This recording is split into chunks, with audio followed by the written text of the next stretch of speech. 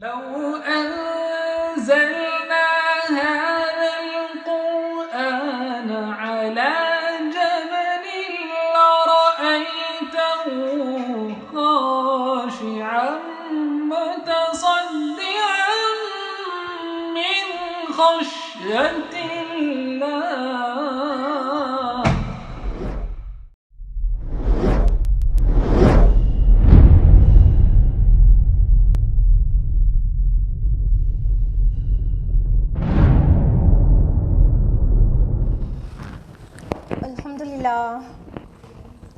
الحمدللہ رب العالمین والصلاة والسلام علی رسولہ الکریم وعلی آلہ واصحابہ اجمعین اما بعد واعوذ باللہ من الشیطان الرجیم بسم اللہ الرحمن الرحیم یا ایہا الناس قد جاءتکم موعظۃ من ربکم وشفاء لما فی الصدور وہدی ورحمۃ للمؤمنین. بسم اللہ الرحمن الرحیم. رب اشرح لی صدری ویسر لی امری واحلل عقدۃ من لسانی یفقہوا قولی. میری عزیز سامعین، آپ سبھی کا درس قرآن مجید میں تہہ دل سے خیر مقدم ہے. السلام علیکم ورحمۃ اللہ وبرکاتہ. کیسے ہیں آپ سبھی لوگ؟ الحمدللہ اچھے ہیں، بہت اچھے ہیں.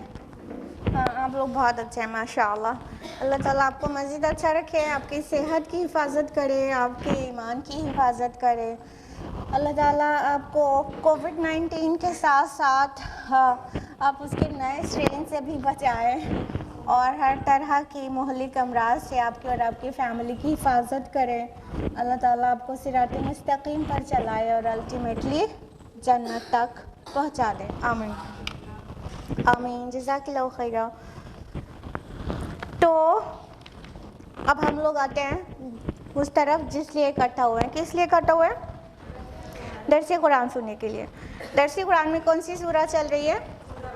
سورہ الانبیاء، سورہ نمبر 21. ہاں، کس آیت تک ہم لوگ نے لاسٹ ویک کیا تھا؟ بالکل صحیح، آیت نمبر 15 تک. تو اس سے پہلے کہ آیت نمبر 16 آنورڈس جانے، ہم لوگ لاسٹ ویک کا ریویژن لیں گے. لاسٹ ویک آیت نمبر 6 to 15 ہم لوگوں نے کیا تھا، تو اس کا کوئک ریویژن ہے. اعوذ باللہ من الشیطان الرجیم بسم اللہ الرحمن الرحیم. کانٹیکس یہ تھا کہ مشرکین مکہ کہہ رہے تھے کہ آپ اگر سچے نبی ہیں تو معجزہ کیوں نہیں دکھاتے، نشانی کیوں نہیں دکھاتے. تو اللہ تعالیٰ نے آیت نمبر 6 میں فرمایا کہ نہیں مان لائی کوئی بستی ان سے پہلے جس کو ہم نے ہلاک کیا، تو کیا یہ لوگ ایمان لے آئیں گے؟ یعنی معجزہ دکھانے کے بعد یہ لوگ ایمان لے آئیں گے؟ اس سے پہلے کہ لوگ بھی ہمیشہ نشانیوں کی، معجزات کی ڈیمانڈ کرتے رہے ہیں، اس کے بعد اس کو دکھا دیا جاتا تو ایمان تب بھی نہیں لاتے. تو یہ ان کی سائیکالوجی کچھ بدل گئی ہے کیا؟ یہ ایمان لے آئیں گے کیا؟ اور آیت نمبر 7 میں فرمایا کہ اور اے نبی ہم نے نہیں بھیجا آپ سے پہلے مگر مردوں کو ہی ان کی طرف اللہ تعالیٰ وحی کرتے تھے، اور تم اہل ذکر سے پوچھ لو اگر نہیں جانتے. یعنی انسان کا رسول ہونا جو ان کے لیے معنی تھا ایمان لانا کہ یہ تو ہمارے جیسا بشر ہے. تو اللہ تعالیٰ نے فرمایا کہ پیچھے بھی سبھی رسول، جتنے نبی اور رسول آئے تھے، ان کو بشر ہی تھے وہ سبھی، اور مین تھے، رجل تھے. اور اگر آپ کو نہیں پتا تو اہل ذکر سے پوچھ لیجئے.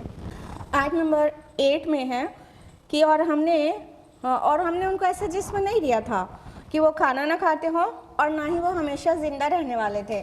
یعنی جو بشری تقاضے ہوتے ہیں وہ سب رسولوں کے اندر بھی تھے. یعنی ان کو کھانے کی ضرورت تھی، اور ان کو بھی وہ بھی فوت ہوئے ہیں. نہ کہ کوئی بھی رسول ایسا ہوا ہے جس کو کھانے کی بھی ضرورت نہ ہو، بنا کھائے زندہ رہ سکتا ہو، یا تو اس کو موت نہ آئی ہو اور وہ آب حیات پی کر آیا ہو.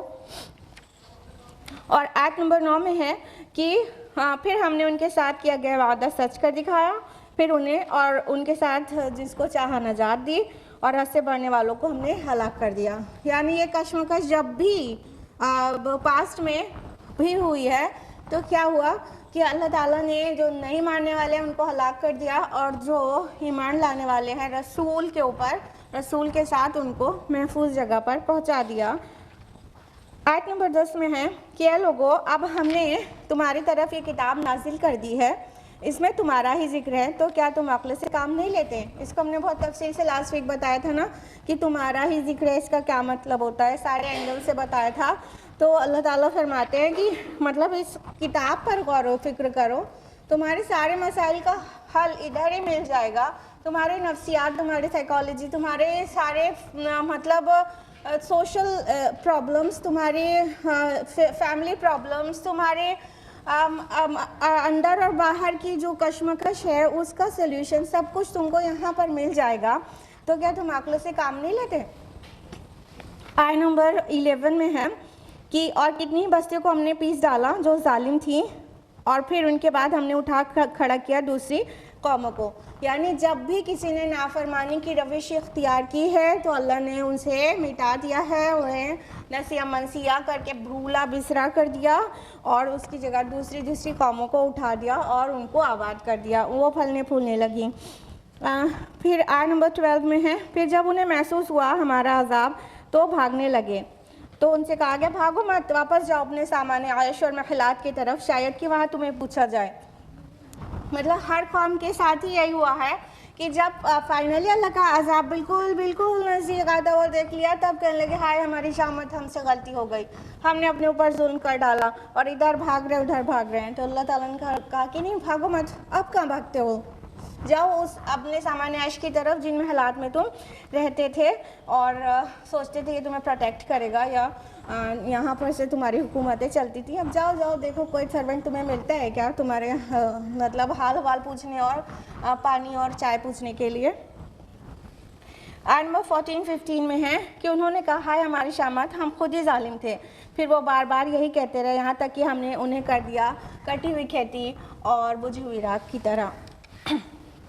अल्लाह ताला ने फरमाया कि फिर वो आखिरी टाइम पे सभी हलचल मचाते हैं और अपनी गलती भी मान लेते हैं, ईमान का भी इजहार करते हैं, लेकिन उससे उनको कुछ भी फ़ायदा नहीं पहुंचता। यहाँ तक कि अल्लाह ताला उन्हें ऐसे कचरे के ढेर की तरह बना देता है, काट कर खेती जैसे काट दी जाती है तो बिल्कुल कैसा मंजर होता है।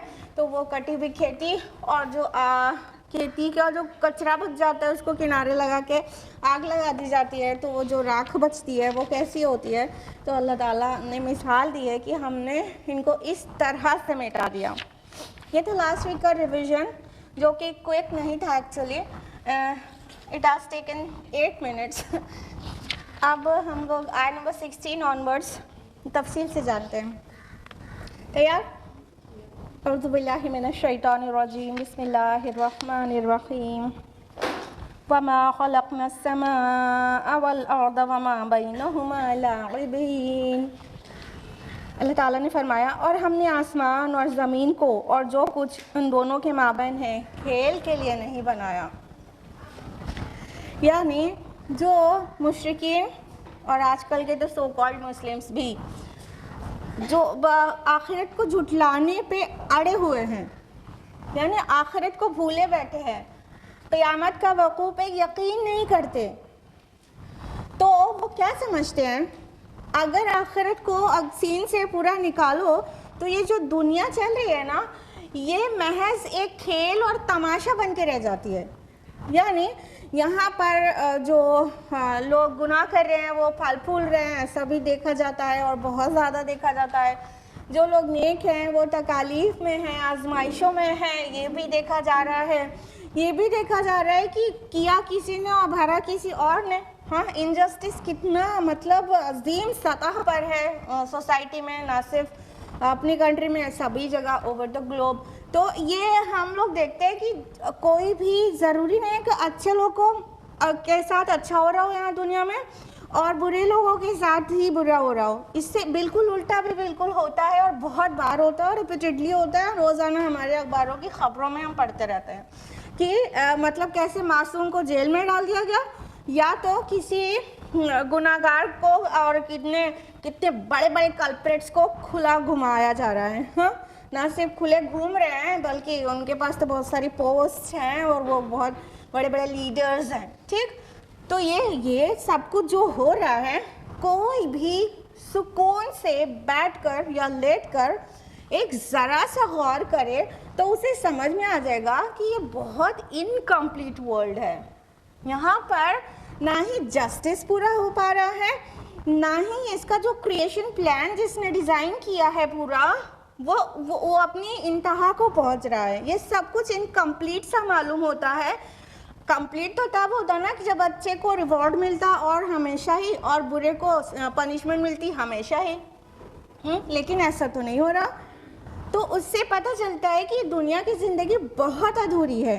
जब तक क़यामत और आखिरत को इसके साथ रिलेट करके नहीं समझेंगे तब तक ये दुनिया की ज़िंदगी खेल और तमाशे से ज़्यादा कोई वैल्यू इसकी नहीं बचेगी। जैसे लगेगा किसी ने खिलौना बनाया और कोई खेल रहा है, माज़अल्लाह तुम माज़अल्लाह। अल्लाह ताला ऐसा तो नहीं। तो अल्लाह ताला फरमा रहे कि ये क्या समझ रहे हैं, ये जो मनमानी कर रहे हैं और खुले घूम रहे हैं और ये सोचते हैं इनको कोई पनिशमेंट नहीं मिलेगी। और ये मेरे नेक बंदे जो इतने मसाइब इनकी तरफ से टॉर्चर सब कुछ सह रहे हैं, तो क्या समझते हैं इन्हें रिवॉर्ड नहीं मिलेगा। अगर इन्होंने ऐसा समझा तो इसका मतलब तो यही हो गया कि हमने सब दुनिया का पूरा जो निज़ाम है ये हमने खेलने के लिए बनाया है और एक ज़ी शऊर मखलूक को मुफ्त में मशक्क़त में डाल दिया है। तो अल्लाह ताला ने खेलने के लिए तो नहीं बनाया। हाँ, जो कुछ है वो खेलने के लिए तो नहीं बनाया गया है। कोई भी फ़िक्री ज़हन का इंसान जब भी सुकून से बैठकर वो सोचता है तो उसे समझ में आ जाता है। ऐसा नहीं है कि आखिरत की दलील जो है अक्ली नहीं है, बिल्कुल है। आखिरत के अक्ली दलाइल कुरान ने भी पेश किए हैं और कोई भी गौर व फिक्र करके भी पा सकता है।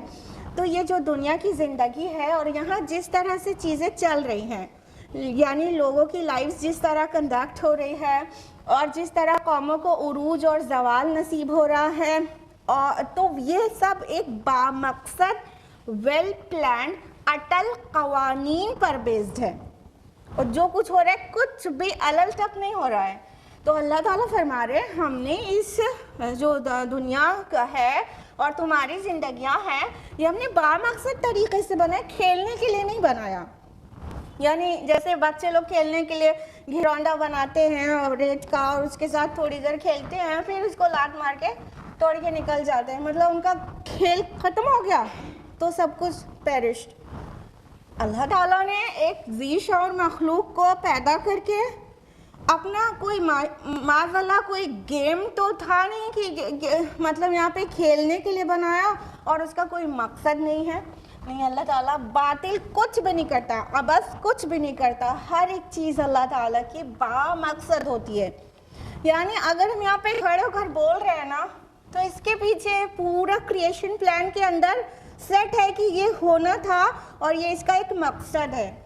आपको यहाँ बैठकर सुनने की तौफीक हो रही है ना, ये भी बामकसद है, ये बेमकसद हो ही नहीं सकता। हमारी लाइफ में जो कुछ भी होता है, छोटी चीज़ हो चाहे बड़ी चीज़ हो, खुशी की चीज़ हो चाहे गम की, वो सब कुछ बामकसद तरीके से होता है। और अल्लाह ताला का जो एक यूनिवर्सल प्लान है क्रिएशन ऑफ यूनिवर्स का, उसके अंदर वो उस कोई ना कोई वैल्यू रखता है वो इवेंट भी जो कुछ भी हमें पेश आता है ऑन अ डेली बेसिस। तो अल्लाह ताला फरमा रहे कि नहीं, अल्लाह ताला ने बामकसद बनाया है और बेमकसद नहीं बनाया, खेलने के लिए नहीं बनाया। और तमाम कौमों के मुतालिक अल्लाह ताला की एक सुन्नत है, उस सुन्नत पर ही चीज़ें ज़हूर पसीर होती हैं, उस सुन्नत पर ही कवानीन चलते हैं। आय नंबर 17 है, लौ अरदना अन नत्तखिज़ लहवन लत्तखज़नाहु मिन लदुन्ना इन कुन्ना फ़ाइलीन। अगर हम चाहते कि कोई खेल बनाए तो ज़रूर हम अपने पास उसे बना लेते अगर हम ये करने वाले ही होते। अल्लाह ताला ने बहुत वाज़ेह इंसान को सोचने के लिए एक फ़िक्र दिया है कि अगर बिल फ़र्ज़, ये ऐसा नहीं कि ऐसा है, बिल फ़र्ज़ just for sake of argument, अगर हमें खेलने ही के लिए कुछ बनाना होता, माज़अल्लाह अल्लाह ताला खेलने के लिए कुछ भी नहीं बनाता, लेकिन इंसान के जहन को एक तसव्वुर दिया गया है कि अगर सोच लो फॉर सेक ऑफ आर्ग्यूमेंट कि अगर हमें कुछ खेलने के लिए बनाना होता तो बना के अपने पास रखते, अपने से खेल लेते, माज़अल्लाह। लेकिन इंसान के जहन को एक तसव्वुर दिया गया है कि अगर सोच लो फॉर सेक ऑफ आर्ग्यूमेंट कि अगर हमें कुछ खेलने के लिए बनाना होता तो बना के अपने पास रखते, अपने से खेल लेते, माज़अल्लाह। लेकिन इंसान के जहन को एक तसव्वुर दिया गया है कि अगर हमें कुछ खेलने के लिए बनाना होता तो اور اسے بگاڑ لیتے. اس میں انسان جیسی ذی شعور مخلوق کی تخلیق کرنے کا کیا مطلب تھا؟ ارے ہمارے احساسات ہیں، ہمارے جذبات ہیں، تو وہ جو ہمارے مطلب تھاٹ پروسیس ہے، ہاں، ہم تکلیف محسوس کرتے ہیں، ہم خوشی محسوس کرتے ہیں، ہم ترقی پاتے ہیں، ہم زوال پاتے ہیں، یہ ساری چیزیں مطلب ہمیں محسوس ہوتی ہیں اور ہم اس سے افیکٹ ہوتے ہیں، ہم اسے انفلوئنس ہوتے ہیں. تو ایسی ذی شعور مخلوق بنا کہ معاذ اللہ کریٹر کا کام وہ کھیلنا تو نہیں تھا. اللہ تعالیٰ فرما رہے ہیں کہ اگر ہمیں کھیلنا ہی ہوتا تو ہم کوئی کھلونا بنا کے اپنے پاس سے کھیل لیتے اور تمہیں مشکل میں کیوں کر ڈالتے. انسان ہر وقت مشقت میں ہے، چاہے وہ نیک ہے چاہے بد، ہر وقت کسی نہ کسی فکر میں، کسی مشقت میں، کسی پرابلم میں ہے. تو اللہ سبحانہ تعالیٰ فرما رہے ہیں کہ ہم اپنے پاس سے کھیلنے کے لیے اپنے پاس کوئی کھلونا بنا لیتے، ایسا ہے نہیں، فار سیک آف آرگیومنٹ اپنے پاس سے بنا لیتے اور اس میں ایک جذبات احساسات رکھنے والی ذی شعور مخلوق کو مشکل میں تھوڑے نہ ڈال دیتے. تو اللہ تعالیٰ نے یہ ایسا بالکل بھی نہیں ہے کہ اس کے پاس جو کچھ بھی ہے اس نے کھیلنے کے لیے بنایا ہے. یہ تو مطلب ایک ویسا تصور ہو گیا. اگر ایسا مانا جائے کہ مطلب آخرت نہیں ہے، یہاں جو کچھ بھی ہے دنیا میں، یہاں ہم جیتے ہیں اور وہ کھیلتے ہیں اور کماتے ہیں، کھاتے ہیں اور مر جاتے ہیں، and there is no life after death. اگر یہ تصور کیا جائے تو اٹس لائک کہ جیسے رومی اکھاڑے میں ہوتا تھا نا، کولوسیمس میں، آپ نے سن رکھا ہوگا، پڑھ رکھا ہوگا کہ اس میں ان کا انٹرٹینمنٹ کا ذریعہ کیا تھا کہ کولوسیمس میں وہ درندے کو اتارتے تھے اور مجبور غلاموں کو اتارتے تھے اور اس درندے کے جیسے شیر ہو گیا یا کوئی اور ہو گیا، اس سے غلام کو پھاڑ کر کھانے اور اسے بوٹی بوٹی نوچنے کو وہ دیکھتے تھے اپنے انٹرٹینمنٹ کے لیے اور وہاں سے مزہ لیتے تھے. تو یہ تو ویسا ہو گیا کہ یہ دنیا بازیچہ اطفال ہے، یا تو یہ دنیا ایک کولوسیوم ہے معاذ اللہ کہ اس کا جو کریٹر ہے اس نے اس لیے بنایا کہ اس کا سم تھنگ انٹرٹینمنٹ ہو جائے. ہاں، تو اس طرح تو اللہ تعالیٰ نے نہیں بنایا. اور اگر انسان سوچ رہا ہے کہ اگر یہ بامقصد ہے اور یہ ویل پلانڈ ہے ایوری تھنگ، تو یہاں پر دیکھو جو غلط کر رہا ہوتا ہے اسے کوئی اوپر کی طاقت آ کے اسے پنش تو نہیں کر دیتی. اس کا مطلب کہ بنانے والے نے بنا کر پھر وہ بے تعلق ہو گیا. نہیں، نہ ہی وہ بے تعلق ہو گیا اور نہ ہی کھیلنے اور تماشا دیکھنے کے لیے بنایا ہے، بلکہ واضح کیا گیا ہے قرآن میں کئی مقامات پر کہ تم جو کھلے گھوم رہے ہو، اللہ کی نافرمانی کر کے بھی، منمانی کر کے بھی جو کھلے گھوم رہے ہو، یہ کیا ہے؟ یہ ایک ٹیسٹ ہے. اور قیامت آئے گی تو تم کو تمہارے کیے کی سزا ملے گی. تو یہ تمہاری مہلت ہے تاکہ اگر کمپلشن ہو تو پھر ٹیسٹ کہاں رہ گیا. اگر جبر ہو اچھے عمل کرنے اور برے عمل نہ کرنے کا جبر ہو تو پھر ٹیسٹ ہی کہاں رہ گیا. تو یہاں تو ہم ایک امتحان میں ہیں اور کھلے جو گھوم رہے گناہ کر کے بھی وہ ان کے لیے مہلت ہے. اور یہ مہلت جب ختم ہو جائے گی تو اللہ تعالیٰ سب کو اکٹھا کر کے وہ گناہ گاروں کو سزا دے گا اور نیکوکاروں کو انعام دے گا. یہ کریشن پلان یہ ہے. اور ساتھ ہی جو لوگ اللہ تعالیٰ کو نہیں مانتے جیسے منکرین بھی اور ایتھیسٹ بھی، تو ان کے لیے اللہ کو نہ ماننا اور قیامت کو نہ ماننا، تو یہ پوری زندگی اور یہ پوری دنیا اور پورے دنیا کا نظام یہ ان کی نظر میں گیم بن کے رہ جاتا ہے. یعنی وہ خود نہیں سمجھ پاتے، وہ ہوتے ایتھیسٹ ہیں اور بن جاتے ہیں ایگنوسٹک فائنلی کہ ہمیں خود نہیں پتا، آئی ڈونٹ نو ایکچولی. کیا وہ کہہ نہیں پاتے، الفاظ ان کے یہ نہیں ہوتے، لیکن ان کا کانسیپٹ سے یہی ثابت ہو رہا ہوتا ہے کہ یہ سب کھیل تماشے کے لیے بنایا گیا ہے، ابھی سب کھیلا جا رہا ہے. یہاں پہ جس نے یہ پورا نظام تیار کیا ہے، جس نے پورا یونیورس کو کریٹ کیا ہے، وہ کھیلنے کے لیے بنایا ہوا ہے اور یہ سب کھیل کے پھر سب اجڑ جائے گا، سب ختم. کیونکہ اب قیامت تو سائنٹسٹ بھی ماننے لگے نا کہ وہ آخرت اور بعث بعد الموت کو نہیں مان رہے ہوں، لیکن اب سائنس ان کی ناسا کی یہ بتانے لگی ہے کہ ایک دن آئے گا سب ختم ہو جائے گا. یہاں تک تو پہنچے ہیں، لیکن بعث بعد الموت کے ہمیں ریوائیو کیا جائے گا، ہمارا حساب و کتاب ہوگا. یہ نہیں ماننے پر کیا ان کی تھاٹس کا کیا سولوشن نکلتا ہے؟ یہی نا کہ یہ پورا سب کچھ ایک گیم ہے اور کوئی کھیل رہا ہے. It's like someone is playing. ہاں، یہاں پہ کھیلا جا رہا ہے، کسی کو پھانسی پہ چڑھا کے اور کسی کو گھر میں محروم کر کے اور کسی کو کرسی پر بیٹھا کر، یہ سب اسٹیج شو ٹائپ چل رہا ہے اور دیکھا جا رہا ہے اور انٹرٹینمنٹ کر رہا ہے کوئی، معاذ اللہ. تو یہ تو ان کے تصورات ہیں جو آخرت کو نہیں مانے. جب آخرت کو نہیں مانیں گے تب لگے گا یہ سب کچھ ایک گیم ہے.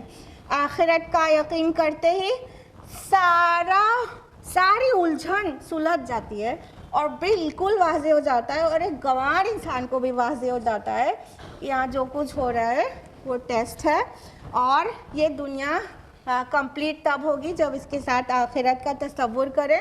اور یہاں پہ جو نیک ہیں اور تکلیفوں سے ہیں لیکن ان کو اجر ایسا ملے گا کہ وہ خوش ہو جائیں گے، اور جو یہاں گناہ گار ہیں اور ظالم ہیں ان کو ایسی پنشمنٹ ملے گی جو اللہ تعالیٰ ہی دے سکتا ہے. دنیا کی کوئی عدالت انہیں اس ڈگری کی پنشمنٹ ایکچولی نہیں دے سکتی ہے جس ڈگری کے گناہ کیے ہوتے ہیں لوگوں نے. تو یہ ہے، کھیل کے طور پر نہیں ہے، اور یہ بامقصد طریقے سے ہے. قرآن مجید میں بار اللہ تعالیٰ فرماتے نا کہ ہم نے تم کو بامقصد بنایا ہے، ہم کو باطل نہیں بنانا، ہمیں دنیا کو باطل نہیں بنانا، ہم نے عبث نہیں بناتے کوئی بھی چیز، ہم کھیلنے کے لیے نہیں بناتے. اس طرح کی بہت ساری آیات ہیں. آیت نمبر 18 بھی بہت زیادہ امپورٹنٹ آیت ہے. بل نقذف بالحق علی الباطل فیدمغہ فاذا هو زاہق، بلکہ ہم حق کو دے مارتے ہیں باطل پر تو اس کا بھیجا نکال دیتا ہے، تو جب ہی وہ نابود ہو جاتا ہے. وَلَكُمُ الْوَيْلُ مِمَّا تَصِفُونَ، اور تمہارے لیے تباہی ہے اس وجہ سے کہ تم لوگ اس وجہ سے جو تم لوگ بیان کر رہے ہو. اللہ تعالیٰ فرما رہے ہیں کہ یہ جو باطل کو مہلت ملی ہوئی ہے نا، اس سے کسی غلط فہمی میں مت پڑ جانا. یہ امتحان کی وجہ سے مہلت ملی ہوئی ہے، ورنہ جب اللہ تعالیٰ چاہتا ہے باطل کو تھوڑی مہلت ضرور مل جاتی ہے لیکن باطل کبھی غالب نہیں آتا. اور جب اللہ تعالیٰ چاہتا ہے حق کو بلند کرتا ہے اور حق کا ایک وار ہی باطل پر پڑتا ہے تو اس کا بالکل یہاں پہ جیسے ورڈ ہے فیدمغہ، تو اس کا مطلب ہوتا ہے کسی کو اتنی زوردار چوٹ مارنا سر پر کہ اس کا پورا بھیجا باہر نکل کے آ جائے اور پھر وہ وار کرنے لائق نہ بچے.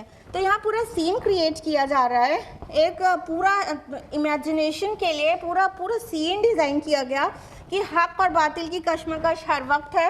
بظاہر ایسا معلوم ہوتا ہے کہ جو لوگ سود لے رہے ہیں وہ پھل پھول رہے ہیں، جو میوزک انڈسٹری والے کتنے کامیاب اور سیلیبریٹیز ان کو جانا جاتا ہے.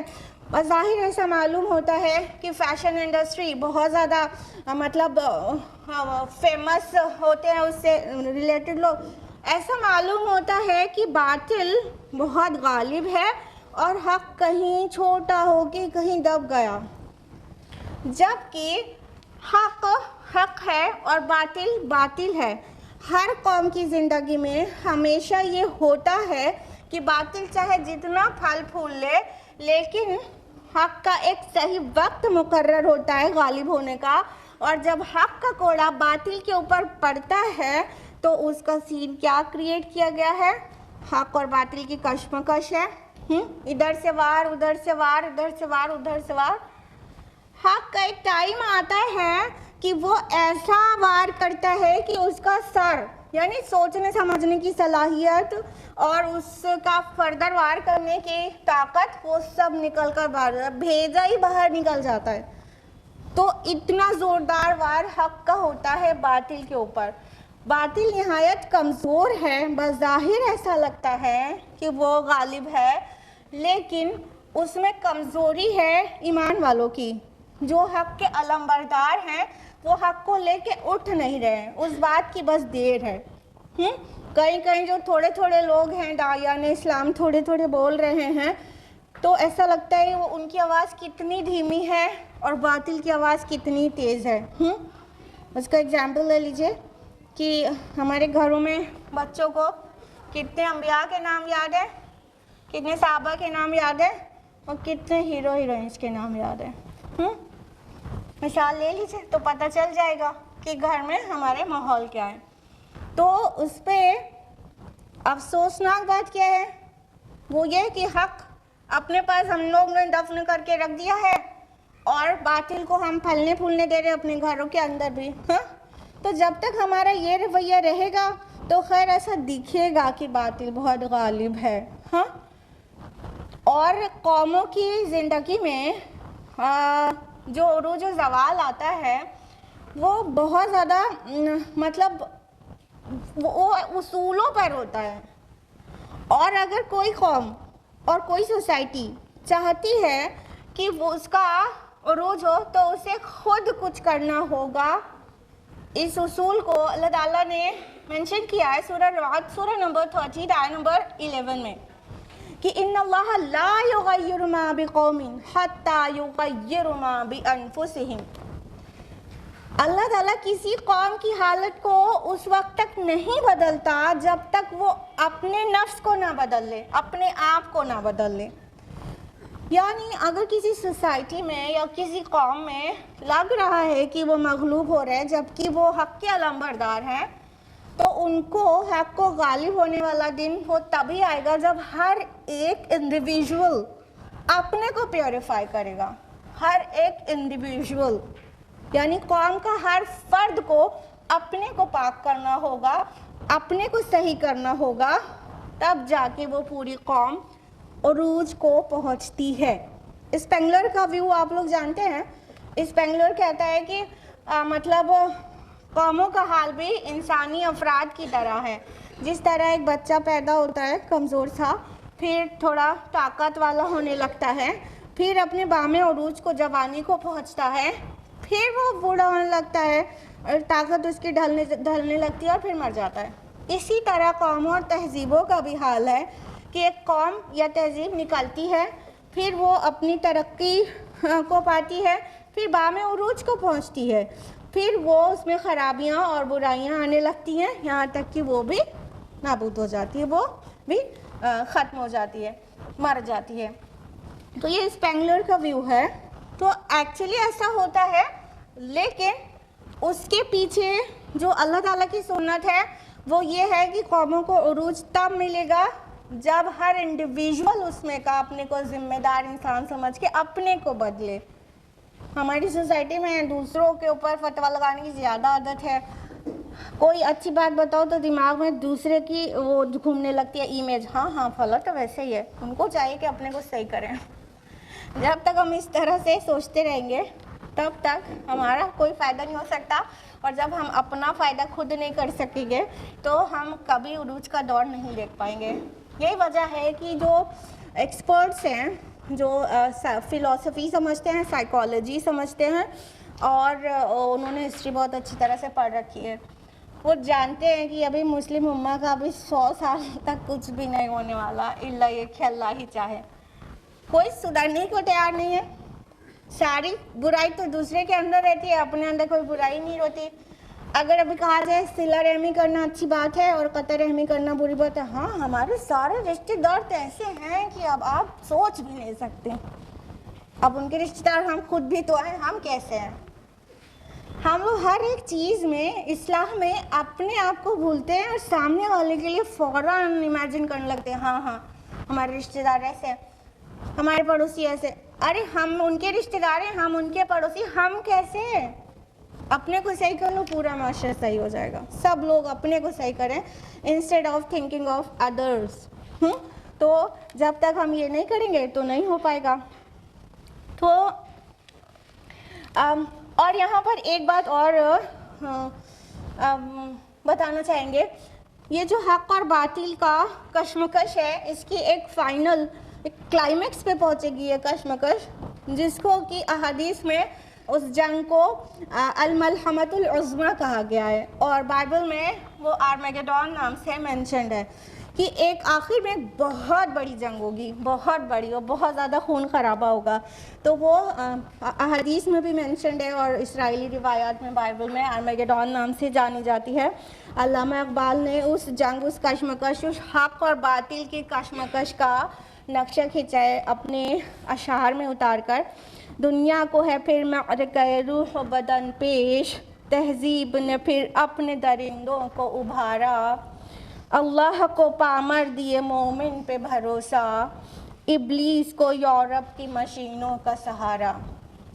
تو ابلیس کی طرف یعنی جو جنگ کے میں باطل ہوگا وہ تو صرف سائنس اور ٹیکنالوجی کی ترقی سے وہ سوچ رہا ہے کہ اس جنگ کو جیت جائے گا، لیکن اللہ تعالیٰ نے جو مومنوں کو ایمان دیا ہے اور جو ان کو بہادری دی ہے، ایکچولی جنگیں اس بہادری اور کانفیڈنس سے جیتی جاتی ہیں، نہ کہ مشینوں کے سے اور ویپنز سے. صرف ویپنز آر امپورٹنٹ لیکن وہ صرف نہیں ہیں، اس سے زیادہ جو انفلوئنشل چیز ہے وہ کیا ہے؟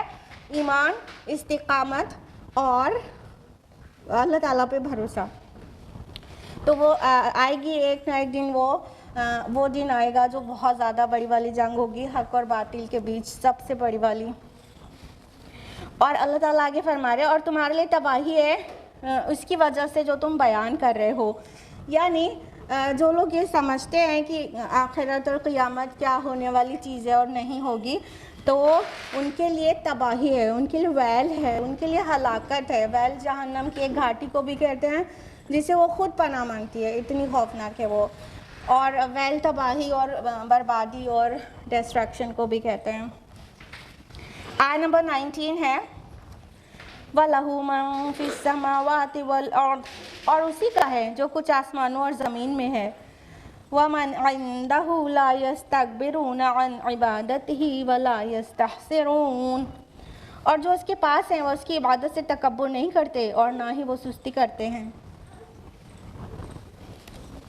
آیت نمبر 20 بھی ساتھ میں لیں گے. یُسَبِّحُونَ اللَّيْلَ وَالنَّهَارَ وَلَا يَفْتُرُونَ، اور وہ رات دن اس طرح اس کی تسبیح میں لگے ہوئے ہیں کہ تھکتے ہی نہیں. اب دیکھیے یہاں پر اس سے پہلے تک تو جو حق اور باطل کی کشمکش تھی اس کے عقلی دلائل دیے جا رہے تھے. اب یہاں سے توحید کا اثبات اور شرک کا ابطال شروع ہو رہا ہے کہ ایکچولی کیا ہے اور اس کو تم کیسے پہچان سکتے ہو. ٹھیک ہے، اللہ تعالیٰ نے فرمایا کہ اللہ ہی کا ہے جو کچھ آسمانوں اور زمین میں ہے. یعنی تم نے معبودان باطل تراش لیے ہیں، اور اہل عرب کا جو تصور تھا ان کو وہ اللہ تعالیٰ کے ساتھ شرک کرتے تھے، تو وہ ان کا تصور یہ تھا کہ یہ جو ان کے اسمال گاڈس اینڈ گاڈیسز ہوتے تھے وہ کیا ہے؟ وہ فرشتے اللہ کی بیٹیاں ہیں، اور ہم ان کو پلیز کریں گے تو اللہ تعالیٰ کے یہ ہمارے سفارشی بنیں گے اور الٹیمیٹلی ہماری نجات ہو جائے گی. تو اللہ تعالیٰ نے واضح کر دیا کہ نہیں، جو کچھ بھی ہے زمین و آسمان میں وہ سب اللہ ہی کا ہے. یعنی اللہ تعالیٰ نے کسی کو بیٹی نہیں بنایا، اللہ تعالیٰ نے اپنے کام میں کسی کو شیئر نہیں کرایا ہے، بلکہ آسمان و زمین کی تو ہر چیز اللہ سے ہی بیلونگ کرتی ہے. یعنی وہ اسی کا ہے، اس کی کریشن ہے.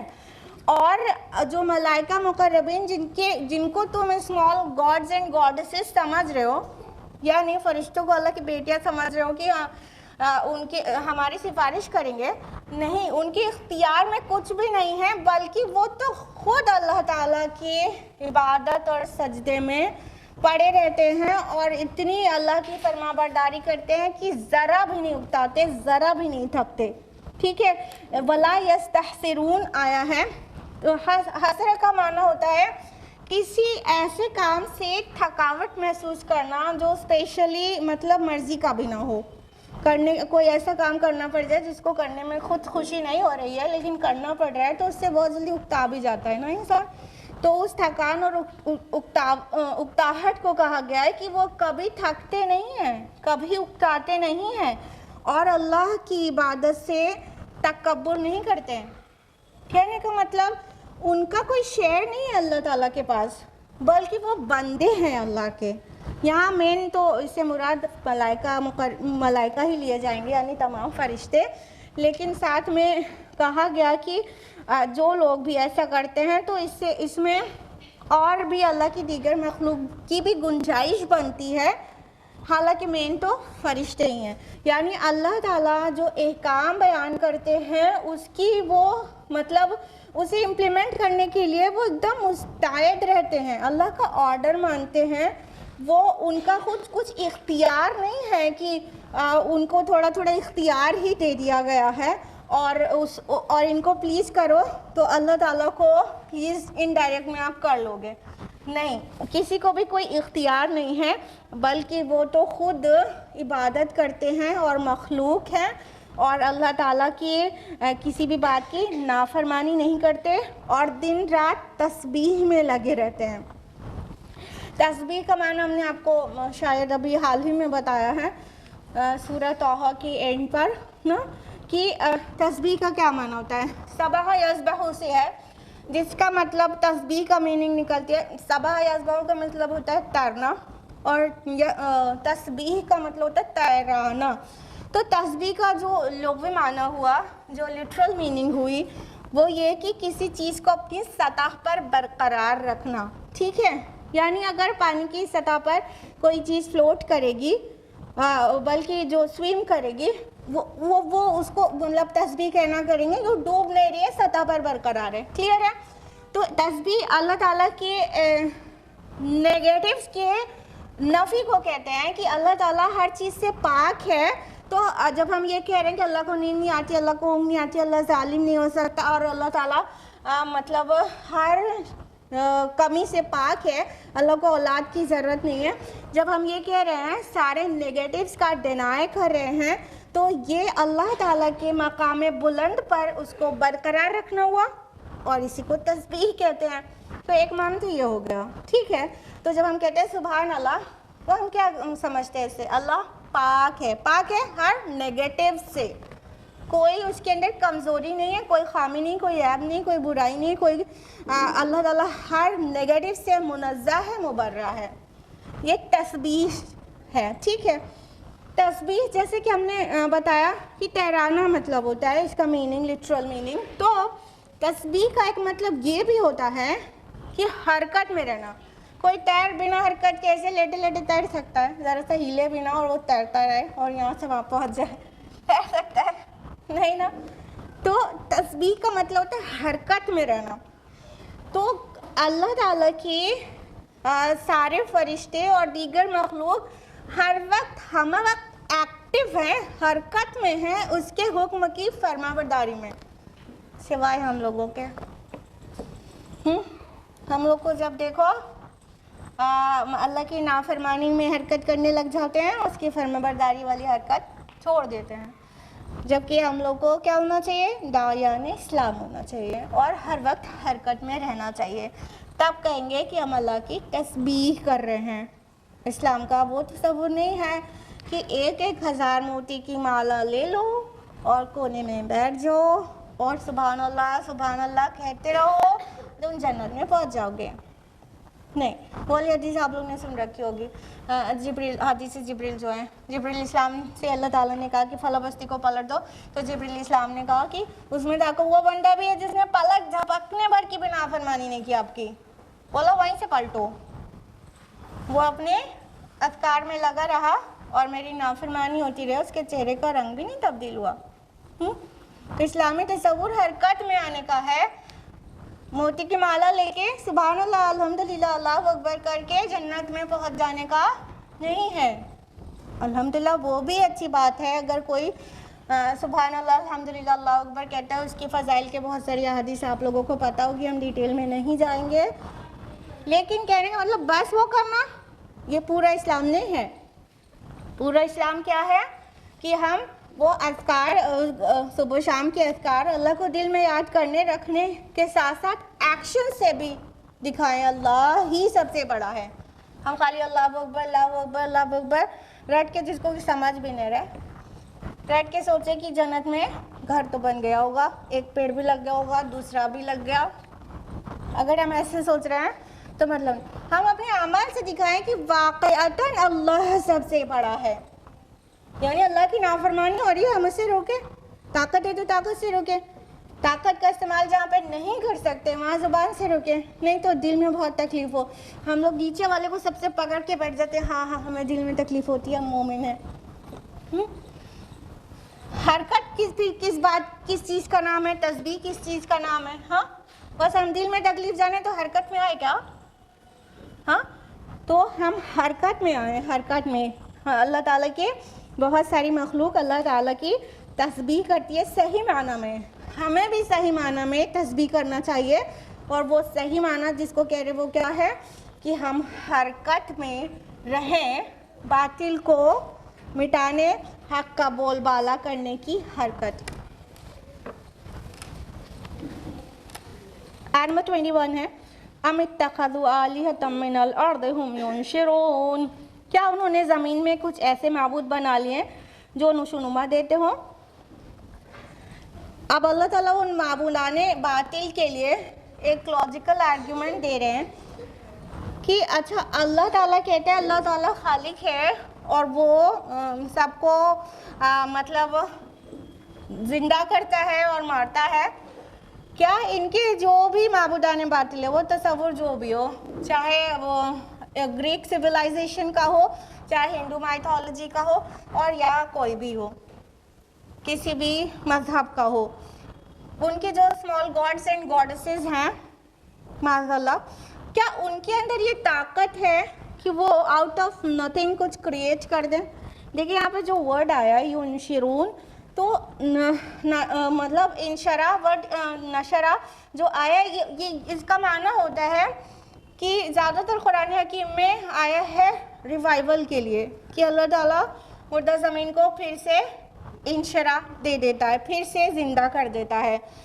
تو یہاں مطلب مردہ کو یا نان لیونگ سے لیونگ کو نکالنا مفہوم پایا جا رہا ہے. تو دونوں ہی معنی کو اس سے سمجھیں گے. کیا ہے ان کے پاس کوئی ایسا معبود جو مردہ کو زندہ کر دے, یا تو اس طرح سمجھیں گے کہ کیا ان کے جو معبودان باطل ہیں کیا ان کے اندر یہ طاقت ہے کہ وہ آؤٹ آف نتھنگ کوئی چیز کریٹ کر دیں یا نان لیونگ سے لیونگ بنا دے. لیکن اللہ تعالیٰ کے پاس تو یہ طاقت ہے. اللہ تعالیٰ نان لیونگ سے لیونگ کریٹ کر دیتا ہے اور لیونگ سے نان لیونگ نکال دیتا ہے. اٹس سو ایزی فار اللہ سبحانہ و تعالیٰ. تو اللہ تعالیٰ سوال کر رہے ہیں کہ یہ جو ایسوسیٹ کیے ہوئے ہیں پارٹنرز ہمارے ساتھ, انہوں نے ایسے ایسے الہ بنا لیے, آلہہ بنا لیے. الہ کا پلیورل ہے آلہہ, ٹھیک ہے. یہ جو معبودان بنا لیے انہوں نے, کیا ان کے پاس یہ طاقت ہے؟ یہ سوچتے کیوں نہیں, یہ سوچتے کیوں نہیں. کچھ لوگ ہوتے ہیں اپنے آپ کو بہت ریشنلسٹ سمجھتے ہیں, بہت سوچ سمجھ والے لوگ اور ریزن نکالنے والے لوگ, لیکن شاید وہ مادہ پرستی کی وجہ سے ان کو سوچنے کی فرصت ہی نہیں ہے نا منی میکنگ سے. نا منی میکنگ کرنے میں اتنا ٹائم لگ جاتا ہے کہ انہیں سوچنے کی فرصت ہی نہیں ہے کہ وہ جو ان کا عقیدہ ہے, جو ڈوگماز ہیں, جو ریچولز ہیں, ان کی حقیقت کیا ہے, اور جو ان کا بیلیف ہے اس کی حقیقت کیا ہے. کوئی بھی سلیم العقل انسان تھوڑا سا سکون سے بیٹھ کر سوچے گا تو اسے سمجھ میں آئے گا. اور اگر خود سے سوچنے کی توفیق نہیں ہو رہی ہے تو اللہ تعالیٰ نے تو قرآن کریم سب کے لیے نازل کیا نا, ساری دنیا کے لیے, صرف ہمارے اور آپ کی میراث نہیں ہے یہ غیروں کی بھی ہے, اور انفیکٹ ہمیں ان تک پہنچانی چاہیے. تو یہ قرآن مجید ان کو دعوت فکر دے گا, اور ہمیں بھی لوگوں کو ایسے کویشچن ریز کر کے چھوڑ دینا چاہیے کہ کیا وہ جو بھی اسمال گاڈز اینڈ گاڈسز کا تصور ہے, کیا وہ لوگ زندگی دے سکتے ہیں کسی کو, بے جان سے جاندار نکال سکتے ہیں, جاندار سے بے جان نکال سکتے ہیں. تو سوچنے کی توفیق ہوگی تو جواب ڈھونڈیں گے تو صحیح اللہ تعالیٰ کو پہچان پائیں گے. آگے فرمایا لو کان فیہما آلہۃ الا اللہ لفسدتا. اگر ان دونوں کے اندر یعنی زمین آسمان کے اندر اللہ کے سوا کوئی اور معبود ہوتے تو لازماً یہ دونوں فساد سے بھر جاتے.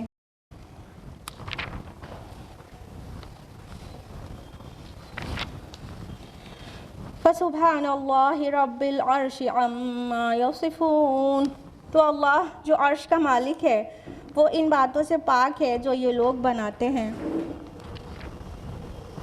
اب اللہ تعالیٰ مزید سوچنے اور غور و فکر کرنے کی دعوت دے رہے ہیں، اور پورا ایک سین کریٹ کر کے جو ہمارے اور آپ کے علم میں آلموسٹ ہر وقت ہوتا ہے. اللہ تعالیٰ کہہ رہے ہیں کہ سوچو ذرا، اگر یہ زمین اور آسمان میں ایک سے زیادہ معبود ہوتے، کہنے کا مطلب ایک سے زیادہ حاکم اور فرمانروا ہوتا، تو یہ دونوں فساد سے بھر جاتے ہیں.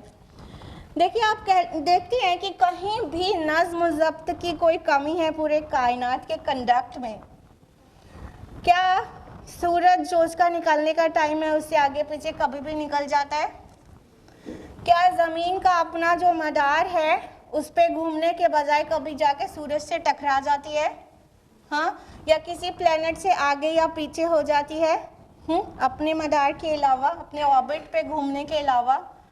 کیا چاند کو جو نکلنے کے لیے اللہ تعالیٰ نے آرڈر دے دیا ہے اس کے خلاف وہ نکلتا ہے؟ یا کبھی آپ اسے دیکھتے ہو کہ وہ چاند فل مون ہے اور وہ فل مون 6 دن تک فل ہی ہے، جو کم ہی نہیں ہو رہا؟ ہاں، کہیں کوئی نقص نظر آتا ہے؟ کہیں کوئی بد نظمی نظر آتی ہے؟ ایک فیملی کا جو چھوٹا سا ادارہ ہوتا ہے اس میں بھی ہم وٹنس کرتے رہتے ہیں کہ اگر فیملی کا ہیڈ ایک ہونے کے بجائے 2 ہو جائے تو پورے گھر کا نظام درہم برہم ہو جاتا ہے، چاہے 5-6 لوگ کی صرف فیملی ہو بس. دیکھتے ہیں نا کسی جگہ آپ خواتین کی طاقت اتنی بڑھ جاتی ہے کہ ہسبینڈ سے شانہ بہ شانہ آنا چاہتی ہیں، آپ کے بھی آرڈرز برابر سے لگیں گے. گھر میں تو پھر ہسبینڈ وائف کا ہی کلیش رہے گا، بچوں کا، گھر کے اندر کا سکون سب درہم برہم ہو جائے گا کہ نہیں ہو جائے گا؟ اور ہو جاتا ہے کہ نہیں ہو جاتا ہے؟ اسی طرح کسی انسٹیٹیوشن کا ایک سے زیادہ ہیڈ ہو، ٹھیک ہے، جیسے مینیجنگ ڈائریکٹر ایک ہوتا ہے، چاہے ڈائریکٹر 100 ہو نا، مینیجنگ ڈائریکٹر تو ایک ہوتا ہے. مینیجنگ ڈائریکٹر ایک سے زیادہ ہو تو اس انسٹیٹیوشن، اس ادارے، اس آرگنائزیشن کا کیا حشر ہونے والا ہے پتہ ہے نا؟ صرف ڈسپیوٹ، لڑائی جھگڑا، آپس میں کوآرڈینیٹ نہ کر پانا، الٹیمیٹلی نقصان اور نقصان اور فساد اور فساد. کلیئر ہے؟ یہ بہت لاجیکل بات ہے. تو تم نے کیسے سوچ لیا کہ یہ زمین سے لے کے آسمان تک، اور یہ زمین آسمان جو اصطلاح قرآن میں آتی ہے نا وہ یونیورس کے لیے آتی ہے. یہ کائنات جیسا دقیق لفظ نہیں ہے قرآن میں. اللہ تعالیٰ قرآن مجید میں چیزوں کو ایک انٹلیکچوئل کے لیے بھی نازل کر رہے ہیں لیکن ایک لے مین کے لیے بھی. ہاں، تو ایک لے مین کو بھی آسانی سے سمجھ میں آئے وہ سمپل الفاظ قرآن مجید میں آتے ہیں. تو والسماء والارض، یہ جو آ رہے دونوں ایک ساتھ آ رہے ہیں، زمین اور آسمان، تو that means universe, entire universe. مطلب یہ نہیں ہے کہ یہ زمین جس کو ارتھ کہتے ہیں اور آسمان یہ ارتھ کے ٹھیک اوپر والا آسمان، باقی خلا چھوڑ کے نہیں. انٹائر یونیورس مراد ہوتی ہے اس سے.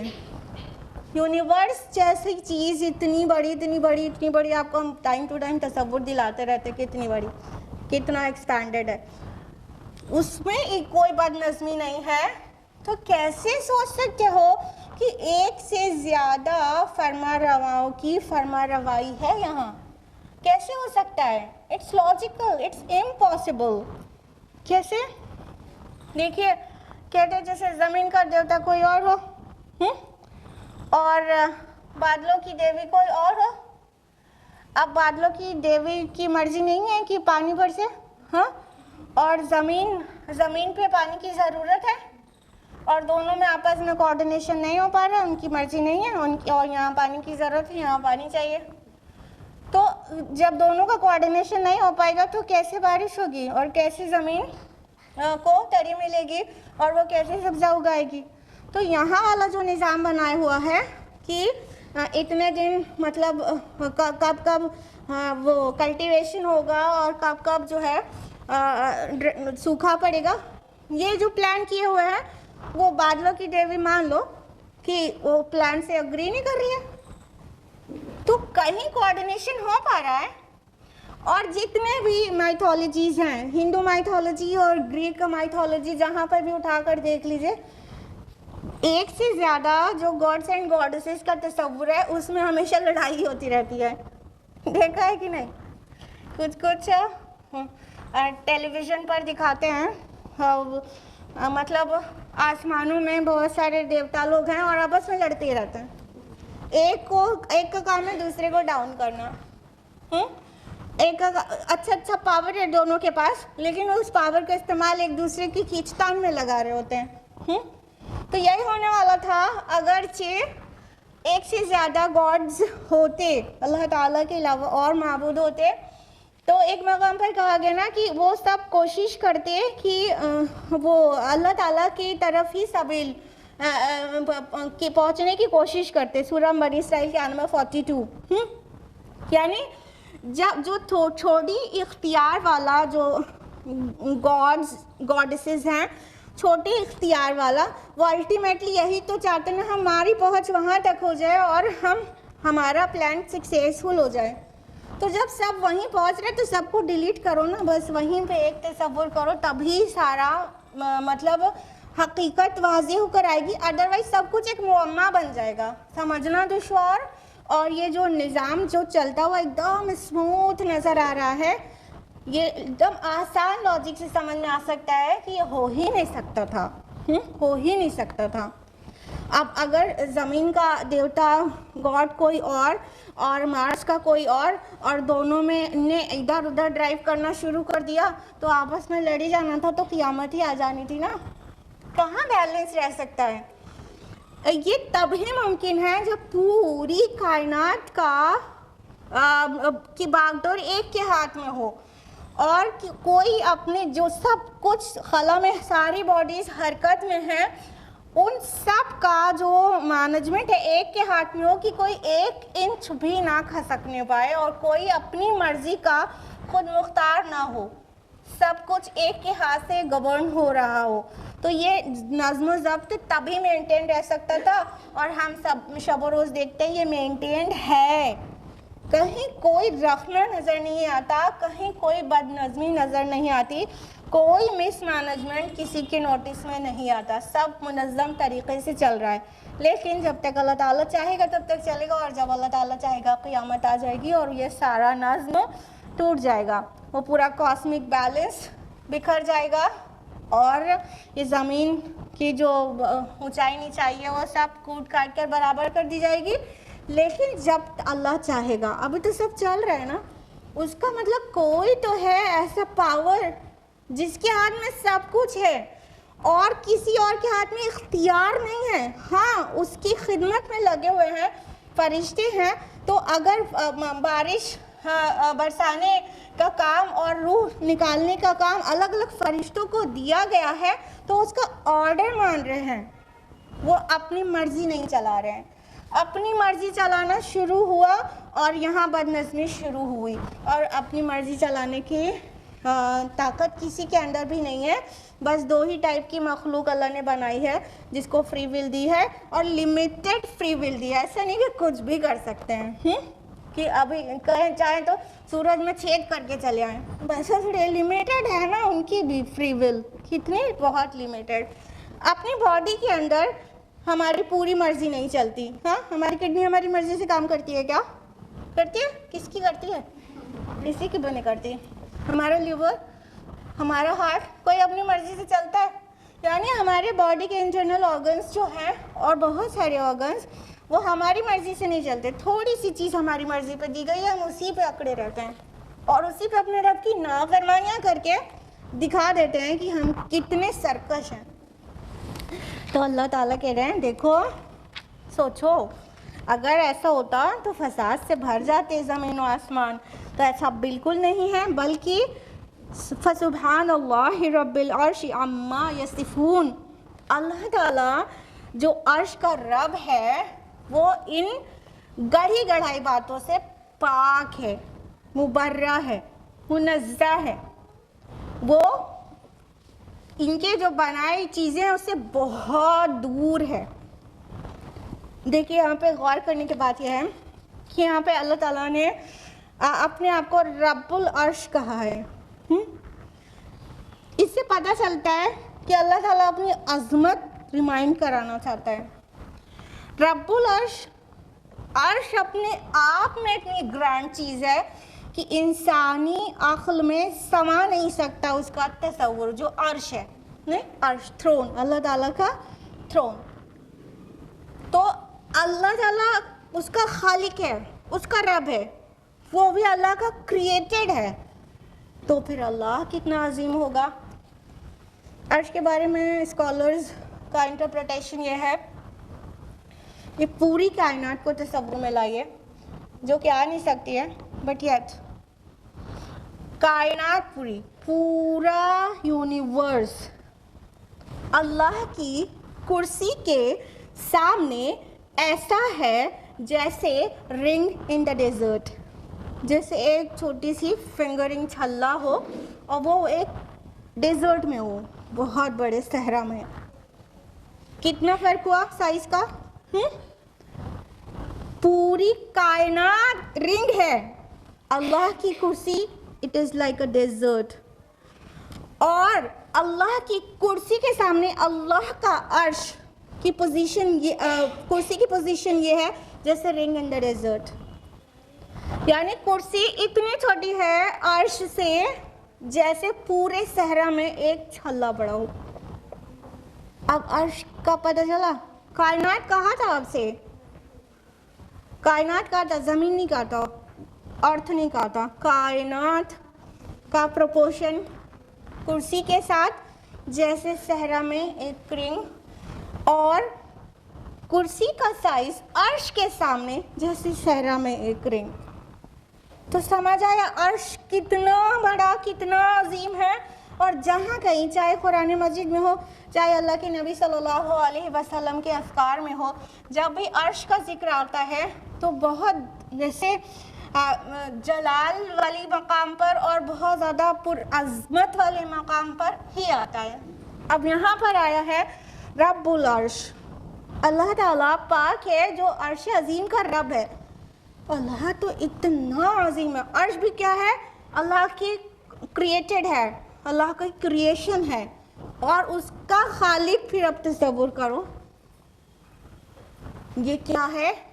ہمارے تصور سے وراء الورا، ثم وراء الورا، ثم وراء الورا ہے. It is beyond our imagination, beyond and beyond our imagination. اللہ تعالیٰ اتنا پرعظمت ہے، اس کے ساتھ شرک کرتے ہو؟ پتھر اور مردہ اور کس کو برابر ہم پلہ کیے دیتے ہو؟ پینتھیزم کہتے ہو، ایوری تھنگ از گاڈ. اللہ بہت پاک ہے جو یہ بہتان عظیم تراشتے ہو، اللہ کے ساتھ دوسرے معبود تصور کرتے ہو. آیت نمبر 22 تک ہوا ہے. انشاءاللہ ہم لوگ آیت نمبر 23 آنورڈز نیکسٹ ویک جانیں گے کیونکہ ٹائم ختم ہو گیا ہے. اللہ تعالیٰ سے دعا ہے کہ وہ ہم سبھی کو قرآن مجید پڑھنے، سمجھنے، غور و فکر کرنے، غوطہ زنی کرنے اور اس پر مکمل عمل کرنے اور غیروں تک پہنچانے کی توفیق عطا فرمائے. اللہ تعالیٰ قرآن مجید کے ذریعے ہماری دنیا اور آخرت دونوں سنوار دیں. آمین. وآخر دعوانا الحمدللہ رب العالمین. السلام علیکم ورحمۃ اللہ وبرکاتہ.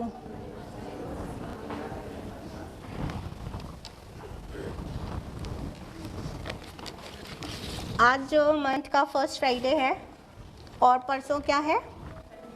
منتھ کا فرسٹ سنڈے ہے، دسمبر کا فرسٹ سنڈے.